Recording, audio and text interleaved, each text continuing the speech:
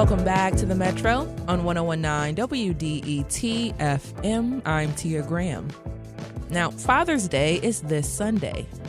Barbecues will be fired up, light beers and bottles of water will be cracked open, and stories already told 1,000 times over will be regaled in full detail as if it were the first time any of us have ever heard any of these stories. New dads will take a moment to appreciate how so much change or how so many things can change so fast, and fathers who have passed will be remembered by their loved ones today. So we're going to take a look at how fatherhood has changed over the years, and of course, we're going to celebrate by taking your phone calls. What's your most cherished childhood memory with your dad?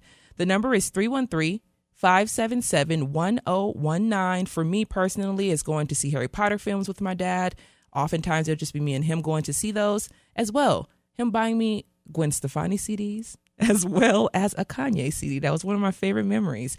But we'll start today with some familiar faces at WDET. We have Jerome Vaughn, who has 8 kids. The oldest is 31, and the youngest is 15. And he lives in Detroit and is the news director for WDET. Hi, Jerome. Hey, Tia. Hello. And David Lyons. He's a father of two beautiful young girls, a 2-year-old daughter and a newborn baby. And he lives in Dearborn, and he is the senior producer of the Metro. Hi, Dave. Hey. Welcome back. And Jake Neer. Jake has 2 boys, ages 5 and 10 now. Wow. And he now works at the Automotive News and lives in Royal Oak. And he is also a former WDET employee. Welcome back, Jake. Oh, man. It's so great to be back. Dad Squad. 10 years old, though. I mean, the last time I 10. I still feel like an amateur compared to Jerome, though. Well, you'll get there. You'll get there. But I do want to start with a question that we're asking our listeners. So to all of you, what's your most cherished memory with your dad? Dave, we're going to start with you.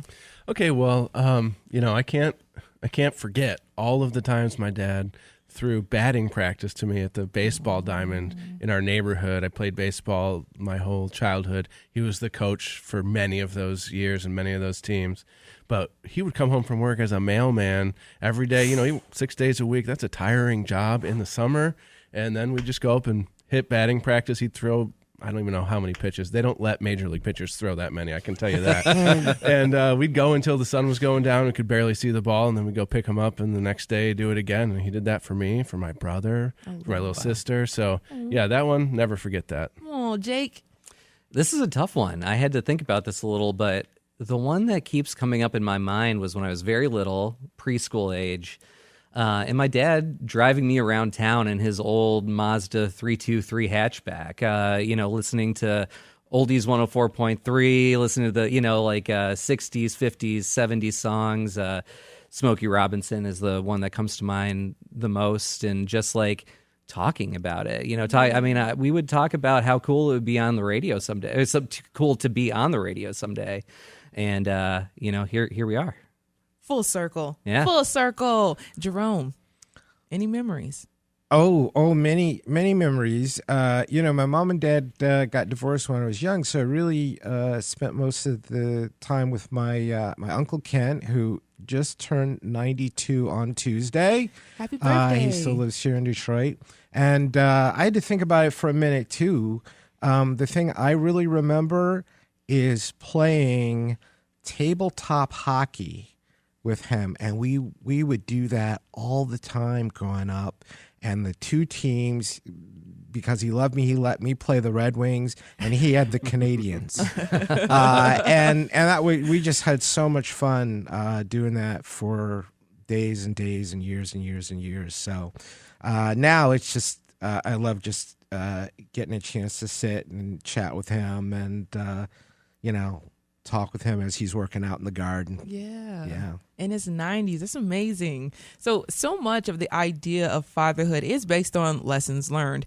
And they say we end up just like our parents. What did you learn from your father that stuck with you to this day, especially as you just get older and remember some of the things? So, Jerome, we're going to start with you and go back around. Well, I remember, one of his sayings to me, and I saw him practice it on and on and on, is you can't expect irrational people to be rational.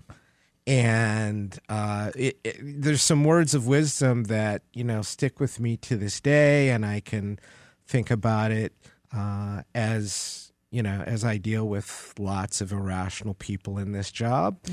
Not here at the station, mind you, just elsewhere. Worried there. I was going to say, he's talking about me. Oh, gosh. And I'll just say, the other thing I think I got from him is his sense of humor, sort of dry wit, some sarcasm that can sneak up on you. And that's something I really treasure from him as well. Well, we see where it comes from. Now we understand a little bit more about Jerome. Yeah, because he's not sarcastic at all. I love it so much. But Jake, the same thing with you. What's some things that you learned from your father that stuck with you? I learned how to tell really bad punny jokes that people groan at, and as you guys have all fell victim to at some point I along the felt line. inspired personally. Oh, sure, right. Thanks, Dave. I appreciate that. No, but my dad was the kind of guy, or is the kind of guy that, especially when I was a kid, he like has this old school mentality of like trying to like I got to teach him things, like how to. What is a good example? Like I got to teach him how to. Do like chores around the house, or like how to, I would say like change oil, but he never actually taught me that. But, whatever he knew, he wanted to impart that. And so like, it was funny because I feel like as a kid, I wasn't like interested. I was like not receptive to that sort of thing. And so it was like kind of a rolling the hill, or the rock up the hill kind of situation. Who am I thinking Sisyphus. of? Sisyphus. There we go. Thank you, Jerome. Oh yeah, He was a good friend of mine in grade school. yeah, absolutely. But Jake, would you say your dad gave you the love for planting and gardening? No, absolutely okay. not. If anything, that was my mom. Okay, my dad is not a gardener. But through all that, though, what I actually learned was through his actions, like how to treat people, how to look at the world, how to be a good person. I mean, that you can try to give these specific lessons. My dad's a professional piano player. He tried to teach me how to play piano. It didn't work. But what I learned is patience. What I learned is, dedication to a craft. What I learned was passion for art. I mean, like all of those things are the most important things that I learned from my dad. He treats other people like he would want to be treated, or better than even he would expect to be treated. He's the kind of guy that when we I remember going to New York City, and, this is Manhattan, it's Midtown Manhattan. We'd walk out of a building and he would hold the door for everyone. And so we'd lose him in Midtown Manhattan because, wait, where's Dad? Where did he go? He's still holding the door like 10 minutes later, letting people through. And just because he's such a gentleman, that's who he is. And that's what really has like been ingrained in me, I think. I try to live up to that. I don't always, make it, but it's sort of like the North Star of how to be a human being. Yeah. Yeah. And Dave, you got to follow that one up. Go ahead, Dave. What about your dad? What stuck with you? Well, it was a lot through action, like Jake just said, just kind of like through osmosis, just learning.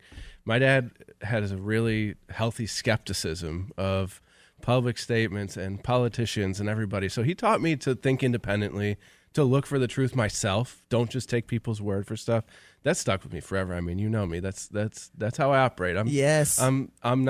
I'm trying not to be cynical. That's one of the things that fatherhood has taught me, is how to not be cynical. I'm back in optimist land, which is really great, but it's still being critical and just thinking for yourself, thinking independently. That's one of his values that definitely is ingrained in me, and being a good person, caring for your family and putting other people before you, something that he does, always did. And now I kind of feel like that's part of me. And I love that though, because Dave, that's something you've been working on and outwardly working on for a while. Is I don't want to be so critical. I don't want to be such a cynic, and you've been working on that. So We work in news. It's a challenge every day. It is. It really is. And, once again, Father's Day is this Sunday. So we're talking about fatherhood, taking a look at how fatherhood has changed over the years. And we have 3 dads with us right now whose kids range from the age of 2 months to 31 years. David Lyons, Jerome Vaughn, and Jake Neer. And we do want to ask you all listening, what's one lesson your dad taught you? The number is 313-577-1019. A lesson for me, I learned how to change a tire. So let's go to the phone lines. That's what it was. We're at the phone lines. Caller, are you there? Hello. Hello. This is David Graham, my dad. Hi, Dad. How are you? I'm fine. Awesome. So, Dad, tell us a little bit, or tell us a story, I guess, or a memory you have with your father. One of my best memories with my father was when I was a little boy. My father, he had 2 jobs. He had a dump truck, and he worked at Chrysler in the evening. So when they were building all these little strip malls and stuff, they needed, people to dump loads and take them to the dump. And, he did that in the morning. But in summer vacation, he used to let me ride with him. And it was something else. I saw a whole lot those summers ride with my dad in that dump truck. So that was one of my best memories being with, of my father. Yeah. And this is just a personal plug for me, but what's one of your memories with me? You were easy. Oh.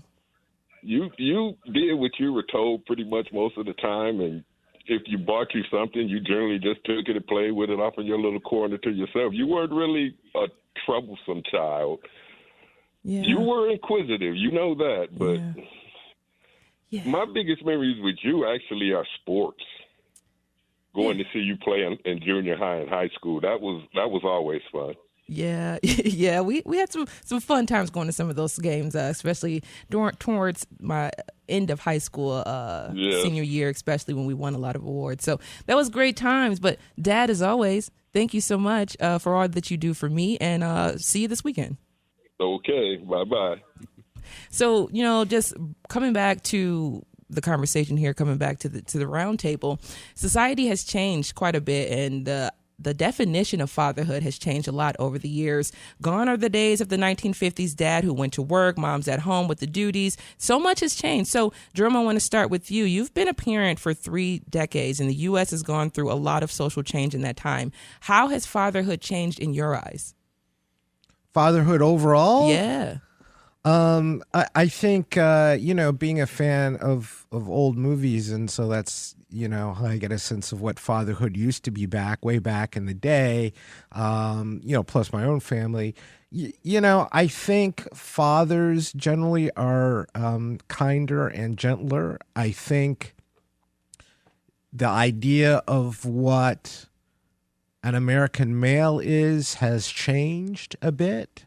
And so I don't think, the father has to always be the disciplinarian and the mother always has to be the caretaker. I think that has really evened out. And I'll just talk about, me being a father. Both my wife and I do both of those roles, right? I think where it hasn't changed for us, and this is just where we are, I'm the breadwinner and my wife stays home, but that's not because we feel like, culture has said you must do it this way.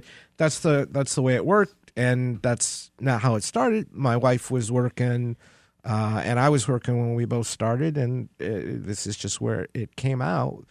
But I think the other thing is kids are the center of the family a lot more than they used to be, right? Before it was sort of like the dad was at the top and the mom was second and the kids were kind of there. And I think that has changed and kids are up there at the top a lot more than they used to be. Yeah. And Jake, when I knew you or met you didn't have children yet. You were just getting to starting up a family. So your 10-year-old was really young. Mm-hmm. Yeah. So I think about just watching you progress as a dad when you were still working here and watching how you took different roles in which we weren't used to seeing men take. And so I'm thinking about the way that you approached fatherhood, especially today when we see everything and the way it is in the world and trying to shield your kids from different things. What approach did you take? It's been a ride. I mean, thinking about 10 years ago and what the world was like then. I mean, sometimes I'm like, oh my gosh, I have a 10-year-old. How did that happen? Like that went by quick, that first decade. But then you think of everything that's happened since, 2015. I mean, we've had a lot. I won't go through the list because it's just too much to add, and everyone knows. I think for one thing, I have fewer bags under my eyes now. From as you guys all saw how tired I was for a few of those years, just from lack of sleep. I'm there right now. Yes, Dave. I was Dave back then. No, but You really were. Jake, I remember you one morning turning around in the newsroom while Detroit Today was like about to be produced. It was like 8:30 in the morning, and you're like, guys, I need you guys to just give me a break today. It's really hard. I'm really tired. Just give me some grace today. That's all I'm asking. And I was and I don't remember that at all. I must have been just wiped out. Yeah, yes. But so thinking about everything that's happened in that time period, it's, I find myself just this week rethinking about like, how much do I communicate with my kids about all this external stuff? Yeah. That is a tough balancing act. I would be interested to hear how Jerome approaches this. But like, with all that stuff, one of the most important things about parenthood, in my opinion, is making sure your kids feel safe, they feel stable, that there's a sense of security for them. But for me, I also, I'm a very civic-minded person. I'm a very, I think it's important for kids to also know, when I was a kid, I remember the things going on in the world, maybe not to the same level as an adult would, but I remember the Oklahoma City bombing. I remember the first Iraq War. I remember the OJ case. That was one of my first news experiences ever, was seeing that on a TV at JCPenney or something like that. And so I want my kids to know, that they lived through this stuff too. But you also want to make sure that you're not expressing it in a way that conveys distress or despair or hopelessness, which is also me teaching myself how to deal with those situations. Exactly. That's one of the things. Because I do want to ask this, just a quick follow-up, Jake. You have a 10-year-old, which, he's in that age group now where he really is understanding what's happening around him and he's curious about it. So how are you? Because you just said it, you're trying to tell him these things without being cynical and without scaring him. So how are you approaching some of these heavier topics? Journalism's helped. Okay. Because you have to develop those skills. Thanks to Jerome for leading my first internship in public radio, teaching me a lot of those skills. But it's, you stick to facts first and foremost. This is what's happening. Here are some of the implications of it, possible outcomes maybe. But you also say, look, we're here.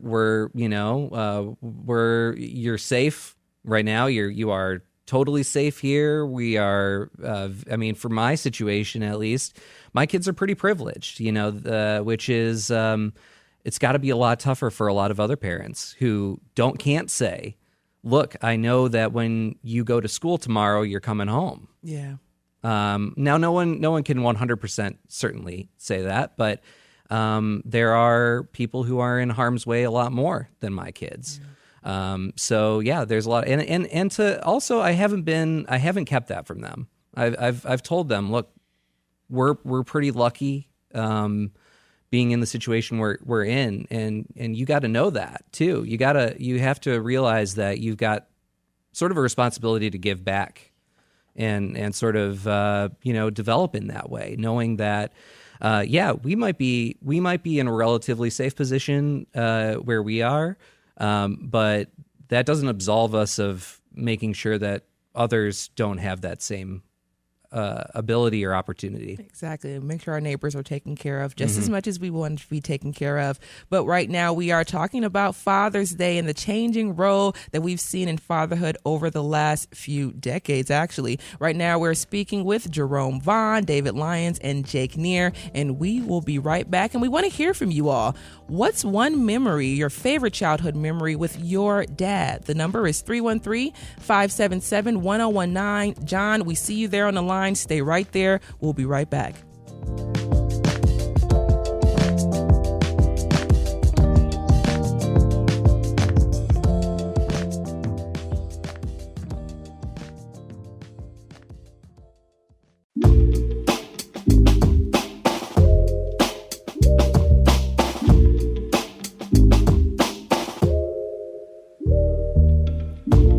Welcome back to the Metro on WDET, Detroit Public Radio. I'm Tia Graham.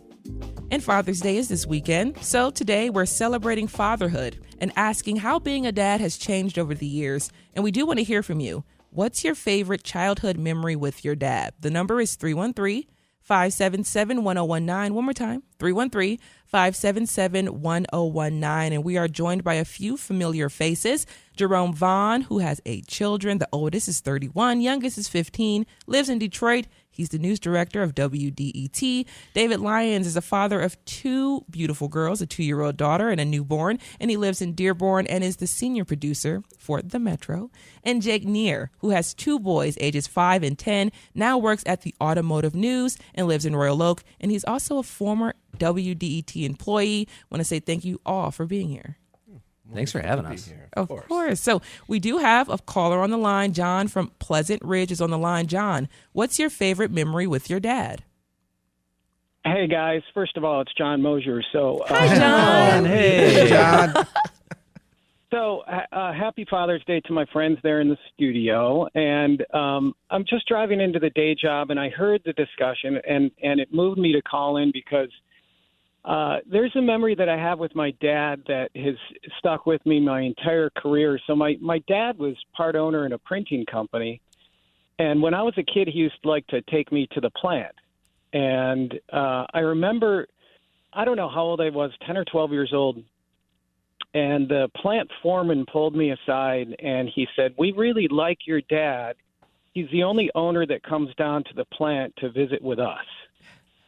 And as a 10 or 12-year-old kid, that really hit me, and it made me realize that everyone in every organization is really important, and wherever you go in your career, I think I've learned the lesson from my dad to create relationships with everyone, whether they're the CEO of a company or they're in the mailroom, or they're an engineer, or they're cleaning the carpets at the end of the day, that everyone's really important, and it's important to create those relationships. So that's something that my dad taught me that has stuck with me my entire career.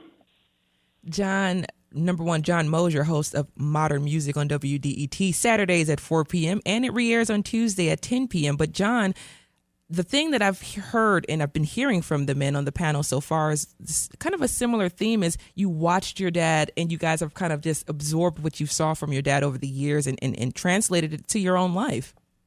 Yeah, absolutely. If you're a good father like those guys in the studio I know are, you set an example with everything you do. And I think sometimes, I'm not a father, but I think sometimes you set an example and maybe you don't even know you were doing it. I'm not sure my dad knew he was setting that example, but the kind of person that he was shining through, was evident, and it made a big impact on me even as a young kid. And it's something, there are a million things that my dad, he's been gone for 10 or 12 years now. There's a million things every day that he continues to teach me.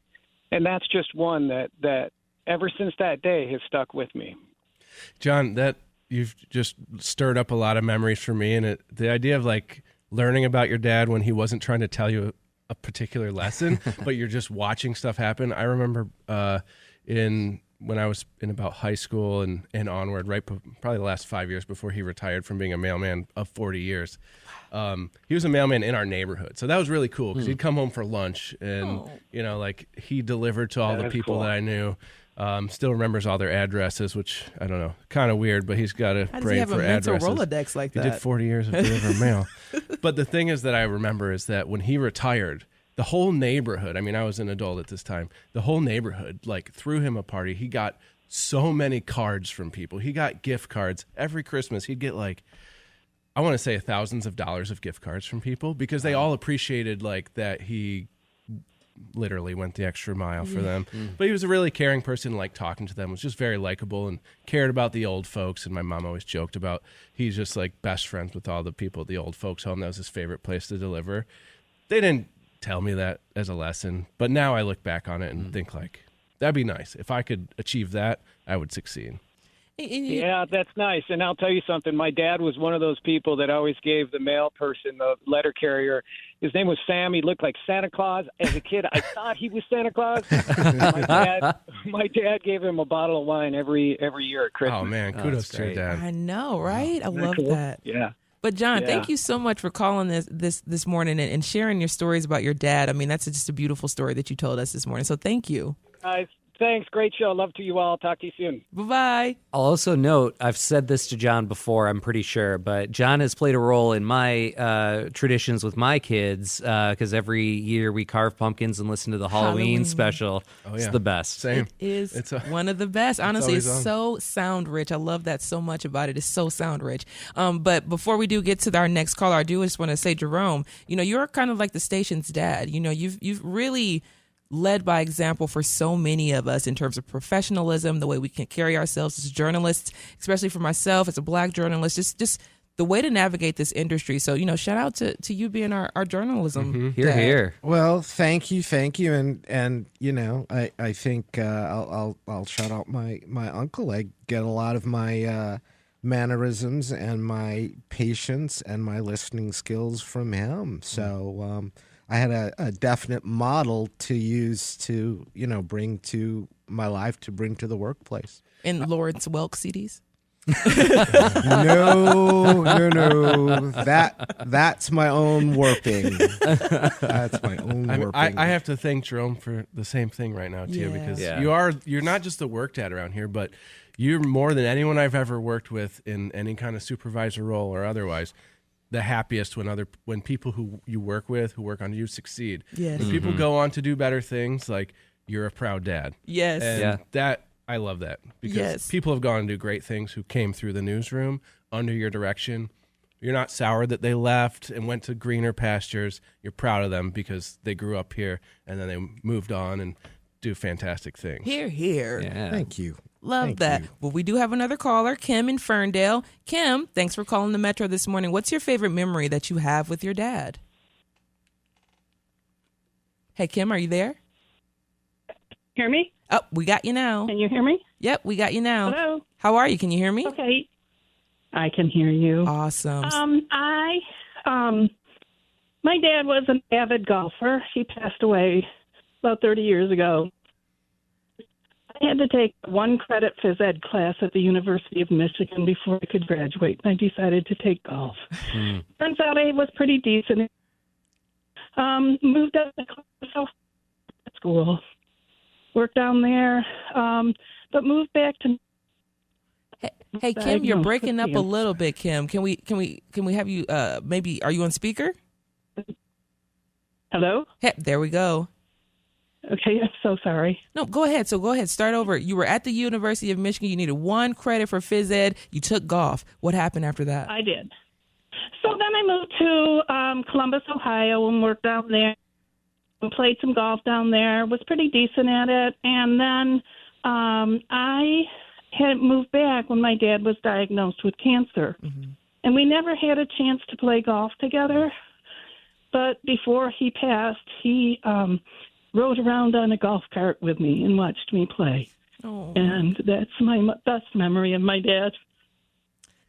Kim, you're going to make me tear up in here. Thank you so much, Kim, for calling and letting us know and telling us that great story about your dad, because, one thing about being with our dads is just being present with them. Oftentimes, a lot of our dads are working a lot during our lives, and we don't get a lot of time to spend with them. So when we do, just to have a moment, maybe in a golf cart with our parents, it means a lot. So Kim and Ferndale, thank you so much for calling. And we do want to hear from you all. What's your favorite memories of your dad? 313-577-1019. Now, David, we were talking just a little bit earlier, just about the times right now that we're living in. And oftentimes we talk about just social media and different things that we're seeing bombarded at us every single day. You have two little girls. They're very tiny. Cora still just wants strawberries and blueberries. So, as we go on, are you afraid of the world that they're coming into? It's funny. I feel like our world has gotten really small. Like everything happens just in the house. It's like every minute to minute. But then I come to work and the world is very big and it's very complicated. I'm still figuring out how to have like different compartments in my brain. It was hard coming back to work after Gwen was just born because of that, because I had kind of gotten rid of those compartments and now I got to build them back up. How I'm going to deal with that when they get older, I have no idea. I'm going to be honest, like Jake and Jerome are. I'm going to let them know what the values that I have are. We're going to live the values. And I think, they're smart girls. They're going to hopefully pay attention and just copy us. I'm just going to do my best and hope they copy us. That's basically all I can do. That's my strategy. Am I worried about where the world's going? In some ways, but I'm also a little bit, I'm kind of optimistic about the future. There's a lot of scary stuff going on, but I'm a girl dad. And I was going to ask. I was going to say, hey, you're a girl dad. Women are making more money than they have. There's a lot of room to make up before we reach parity with that. But there's opportunities that there weren't for previous generations. So I'm happy about that. As far as social media and stuff goes, I have no idea what to do. Right now, we're just trying our hardest to avoid screens, which is impossible. Like it happens. It's a thing that like you can't avoid in this life. And there's a lot of really good stuff that's educational that I'm like, when can I turn on National Geographic stuff about animals for Cora? Because she loves animals, but she's really young. We're like trying to avoid screen time because you turn that TV on and you see like she gets sucked in. I'm like, I don't think I'm ready for this. I don't know how to deal with this, so I'm going to wait. I don't have a plan for that either. I'm just minute to minute. Minute to minute, not even day to day, minute to minute. That is great. And before I let all of you go, one last thing. What message do you have for future or soon to be dads out there? Jerome, we're going to start with you. We're going to go around. Wow, that's a hard question. I'd say, really quickly, listen. To be present, and realize, as a dad or future dad, that what you say, what you do is important, and don't let the small stuff get in the way. When I say the small stuff, I mean, work or the price of groceries or whatever is happening down the street, kids. Jake? Kind of trying to bring full circle this idea about picking up on like the lessons that you learned from your father are the ones that they show you, not tell you. One thing I wish I could tell myself before I had kids was work on yourself before you really go on this journey. You try to be your best self first and foremost, because it's tough. I mean, like being a parent, especially a new parent, is one of the most challenging things that you'll experience. I mean, it is such a disruption to what you think of as your life, and it tests you. It tests who you are. It tests how you react to things. And, it was hard for me. I mean, I had a couple of really hard years as a new parent. And it wasn't because it was like, my kids were bad kids. They weren't. They were great kids, It's just that my life was so different. And so if you're not ready to look inward and really work on yourself, then you're not ready for this. I love that. I know. That's some good advice. I wish I had before. It's too late for me now. I mean, you're 2 in. You're 2 kids in. So Dave, I'm trying to make up for lost time on that You're the one. newest dad. What would you tell someone who is going to be a brand new dad?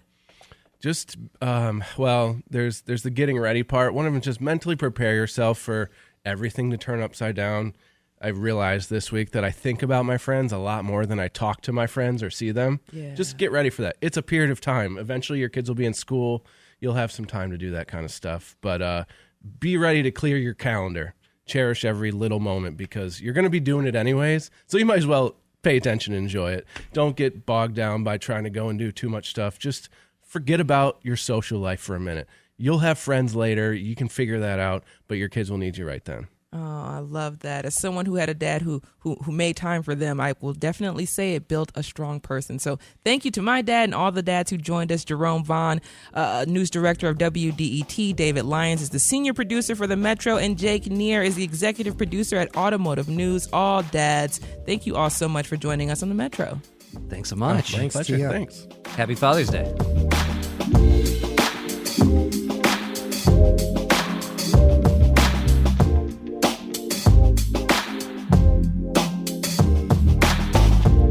Coming up, we've been talking with male caregivers who are fathers, but what does it look like to take care of others as a man who doesn't have biological children?